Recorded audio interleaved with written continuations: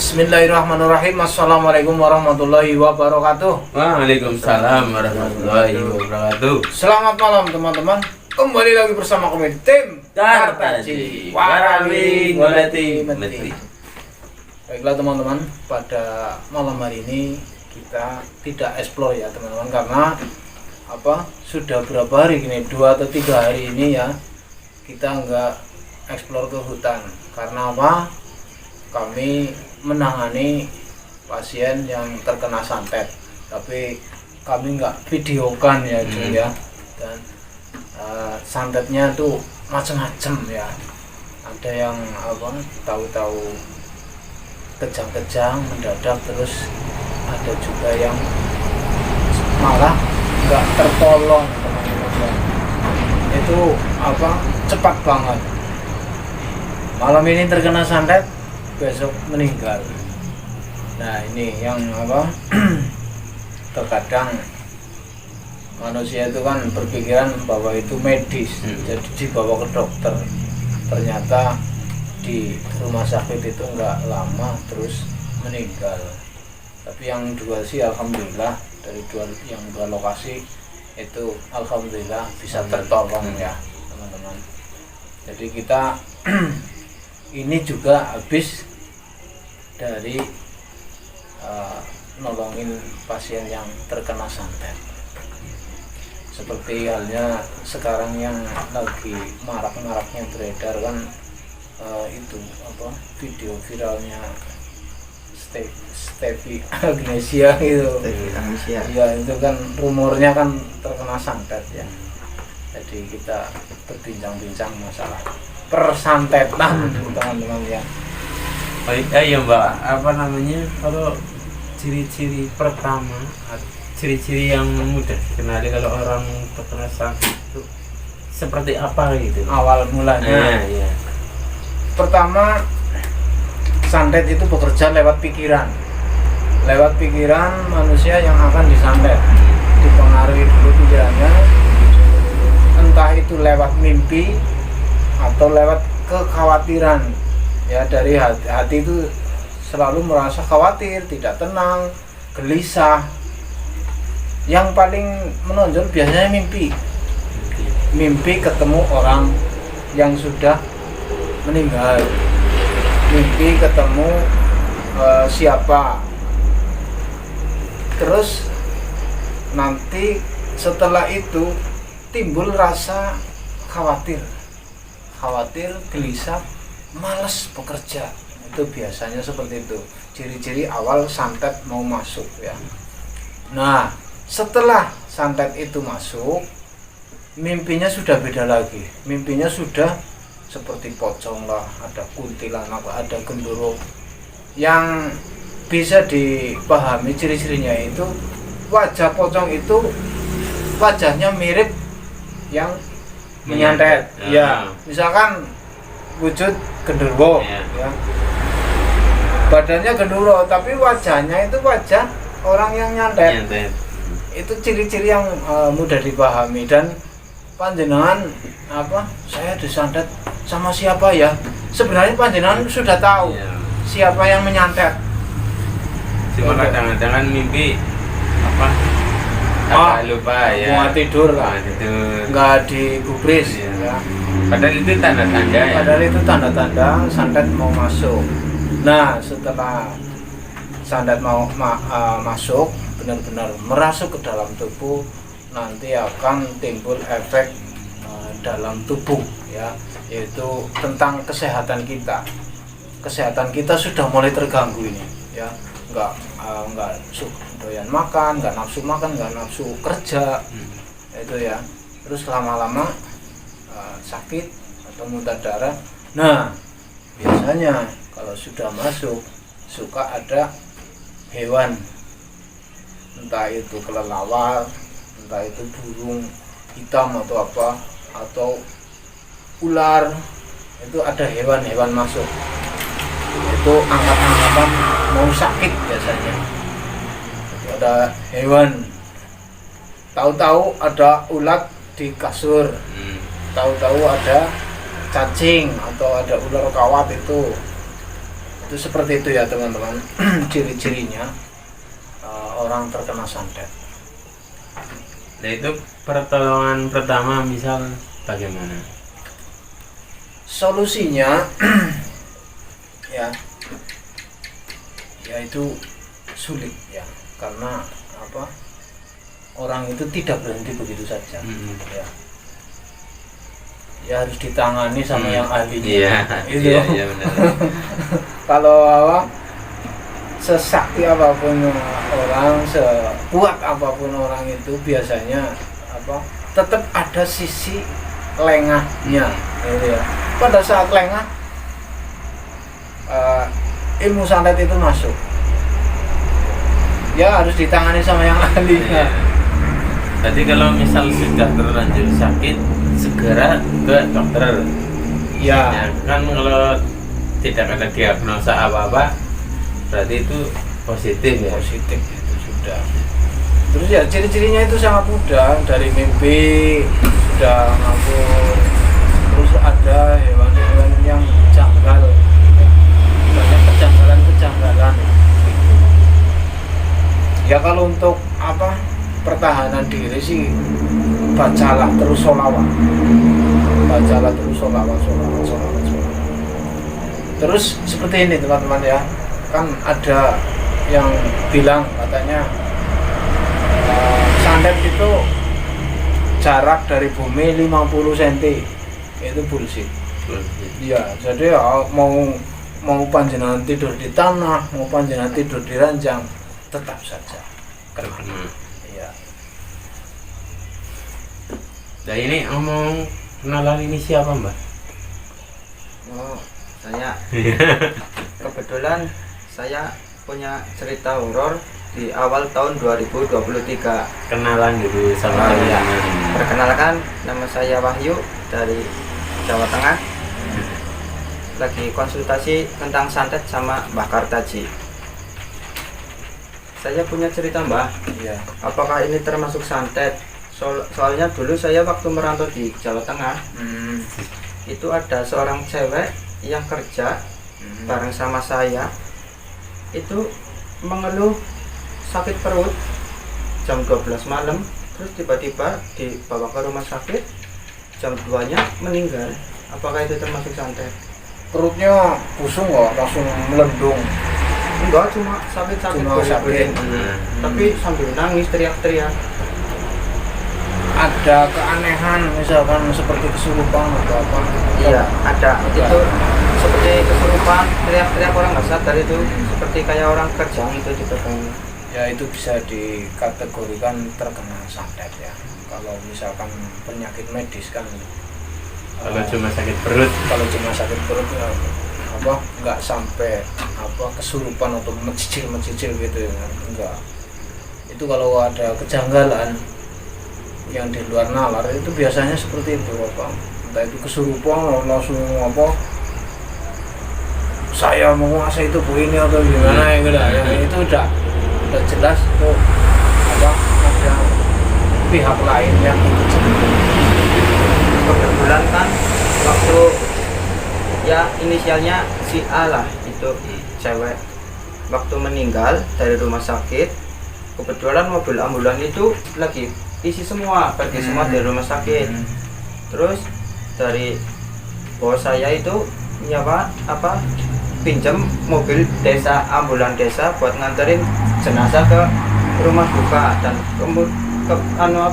rumah duka itu beda provinsi, di sini Jawa Tengah beda provinsi lah ininya.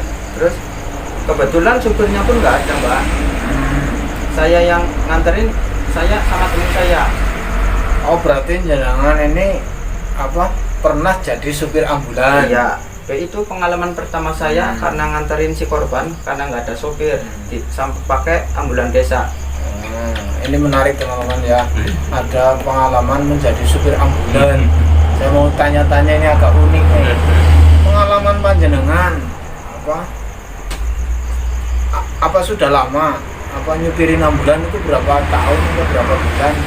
Itu kebetulan baru pertama kali, itu perdana. Iya, itu pun karena posisi itu mepet, nggak ada supir yang berani jarak jauh juga di situ kok banyak supir tapi nggak berani ada yang nganterin posisi jenazah kayak gitu. Oh, berarti jenengan bukan supir ambulan tapi nyerepin. Nyerepin, nah, nyerepin, terus ya, diangkat jadi supir ambulan. Terus diangkat jadi supir Iya. ambulan. Katanya kalau bekerja lama di rumah sakit sebagai supir ambulan atau sebagai apa namanya, naik pangkat jadi dokter apa ya? Kalau itu kurang tahu. Soalnya itu pengalaman pertama saya sih nyarepin supir ambulan. Terus saya punya keanehan nih. Waktu perjalanan kan dari tempatnya korban meninggal sampai ke rumah duka itu sekitar 6 jam lebih. Jauh ya? Jauh 6 jam. Ya makanya beda itu. Iya. Beda provinsi. Beda provinsi sih, udah 6 jam lebih. Terus masuk ke pelosok hutan itu sekitar hampir 2 jaman mbak itu. Kalau berangkat pertama itu aku sama teman terus sama si jenazah di belakang itu berangkatnya nggak ada keanehan apapun. Tapi setelah sampai rumah duka nyampe terus nurunin jenazah, aku langsung beres-beres masukin keranda itu yang buat si jenazah masuk ke mobil. Terus pamitan sama keluarga korban, terus aku langsung pulang. Nah, yang aku aneh itu waktu aku masuk hutan di situ tuh nggak ada perkampungan mbak. Pada waktu berangkat. Pada waktu berangkat iya nggak ada perkampungan. Dimana-mana tuh kayak kanan kiri itu hutan, sawah, hutan. Tapi setelah pulang, kebetulan aku pun perut udah lapar sih dari berangkat nggak makan. Nah, waktu pulang itu ada perkampungan. Ya saya sudah janggal, tapi karena perut sudah lapar, kebetulan tuh di kampung itu ada salah satu rumah makan. Ada warung. Iya ada warung. Sampai Aku berhenti di situ karena udah ngerasa aneh. Sebenarnya aku nggak jadi makan, tapi karena teman aku yang nyuruh maksa udah makan aja nggak apa-apa. jangan 2 orang. Ya. 2 orang Sama ya. internet. Sama kena. Jadinya aku makan. Aku makan pun di situ aneh. Padahal banyak orang yang makan tapi nggak pada bicara. Jadi makan tuh cuma Diam. pada diam, paling cuma nengok gitu tuh. Nggak ada yang ngobrol. Nggak ada yang ngobrol. Begitu juga aku sama yang jualan. Yang jualan itu 3 orang. Pun di situ yang jualan itu sama orang-orang yang makan itu masih pakai ikat itu yang ikat kepala itulah kayak orang Jawa zaman dulu itu. Pakaian adat. Pakaian Pakaian adat adat Jawa. Iya. Ini pakai ikat kepala itu. Jadi pakaiannya kayak yang itu yang zaman dahulu lah ya, yang Pakai di film-film batik-batik itu yang lengan panjang tapi enggak ada motifnya cuma ada gitu. Oh. Padahal waktu nganterin jenazah penduduk situ yang jauh dari perkampungan yang panjenengan temui nggak ada yang pakaian seperti itu. Enggak ada, udah Nggak ada. kayak kita kayak Pakaian Iya, di biasa. sini pakaian ya. biasa. Tapi udah aku makan itu makanannya juga enak banget sih, jadi nggak kerasa aneh apa gimana. Padahal udah kerasa berangkatnya nggak ada desa, kok pulangnya ada desa. Setelah lepas pulang dari desa situ, itu aku mampir lagi itu nemuin desa lagi. Nah, nemuin desa lagi, terus aku beli rokok, terus tanya, loh di sini ada desa lagi yo. Tadi aku tuh berangkat cuma nemuin 1 desa. Terus yang penjual warung itu ngomong, loh di desa cuma di sini tok sama yang terakhir itu di pegunungan itu mas, di tengah-tengahnya nggak ada desa. Aku langsung shock loh. Tadi aku makan bu di sana bu. Aku cerita sambil merinding, teman aku juga sambil ketakutan. Itu diceritain, oh di situ dulu ada semacam makam kuno, makam-makam orang yang kejawen di situ. Oh, jadi cerita di situ tuh bahwa itu banyak yang buat sugihan apa buat nyari apa gitu. Berarti ada perkampungan gaib. Perkampungan. iya. Perkampungan jin. Nah itu aku ceritain itu yang punya warung rokok itu, aku beli rokok sampai bilang untung sampean bisa keluar ke sini mas, Kadang ada orang yang masuk ke situ dan makan di situ nggak bisa balik gitu. Panjangan lahap makannya Makan enak aja. karena kenyang, Lapar. lapar jadi makannya Iya. enak. Temen aku pun sama. Nah terus kejanggalan mulai terjadi di mobil itu, tiba-tiba ngeleok seperti ada angin. Tiba-tiba mobil kok banding kanan, banding kiri, jadi nggak imbang, ngeleok kayak gini Nah, seperti kayak jalanan rusak. Padahal itu di jalan itu lurus, jalan Mulus. mulus semua. Ya. Banyak ngepres mungkin. Nggak ada yang kempes. Nggak ada yang kempes. Aku berhenti ngecek ban, itu normal. Normal. Masuk lagi mobil lagi sambil ngerokok, tiba-tiba dengar suara orang nangis. Nangis itu 3 kali Di dalam mobil apa di luar mobil? di dalam mobil. Di dalam mobil. Yang ketiga tuh dia nangis minta tolong. Terus tolong. Terus temen aku pun dengar, aku langsung kaget kan, langsung merinding waktu itu. Terus tiba-tiba hujan datang, langsung hujan besar datang, hujan angin. Itu aku kalau nggak salah itu masuk di desa mana itu ya, Di suatu desa. suatu desa. Nah itu tiba-tiba lampu mobil itu mati. Waktu lampu mobil mati, terus kebetulan nggak jauh dari situ ada bengkel mobil. Kebetulan itu masih jam 9 sore, jam 9 malam, jadi masih ada bengkel itu, mobil buka. Aku mampir ke bengkel mobil. Waktu dicek sama mekanik, cuma dihidupin mobilnya, lampunya dinyalain, nyala. Lampunya Padahal nyala. dari dinyalain itu nggak bisa nyala. Nah, terus aku balik pulang, terus lanjut pulang di jalan. Dari spion yang tengah-tengah ini aku nyupir, ini teman aku, ini spion yang di dalam Di mobil atas. ke ada belakang. Itu ada cewek yang lagi mainan rambut. Kebetulan almarhum itu yang meninggal itu rambutnya panjang. Nah di situ kejauhan waktu itu, tapi udah nggak ada suara, tapi itu kelihatan. Tapi pas jenengan nengok ke belakang ada apa enggak? Nggak ada. Enggak ada, tapi kalau di kaca ada. jelas banget. Itu yang lihat bukan cuma aku yang nyupir, teman aku kenapa juga lihat. Dia malah sambil nangis. Terus lanjut lagi, aku tuh isi bensin di salah satu pom bensin di dalam tol. Ini masih di dalam tol. Nah kebetulan aku ngisi bensin, terus aku agak ngantuk jadi mampir ngopi Di rest area. di rest area. Terus ada satpam yang jagain pom bensin tuh bilang ke saya, "Mas, itu ceweknya di dalam mobil nggak disuruh ikut ngopi." Aku langsung panik, loh cewek di dalam mobil nggak disuruh ikut ngopi. Aku udah kepikiran yang tadi ngeliat itu. Takutnya tambah takut lagi. Padahal perjalanan masih 4 jam lagi. Aku masih sekitar 3 jam lagi, itu udah setengah perjalanan sih. Dilanjutin apa tidur di rest area? Tetap lanjut, walaupun artinya itu tetap lanjut sambil baca doa Bismillah. Aku perjalanan Sebisa-bisanya ya. iya sebisa-bisanya.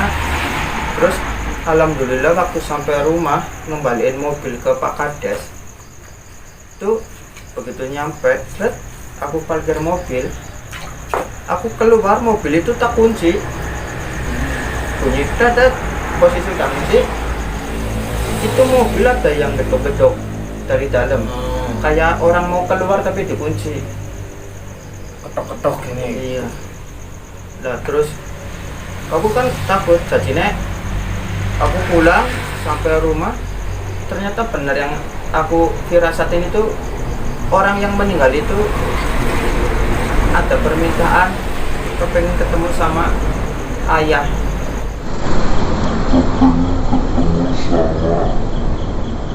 Ayah.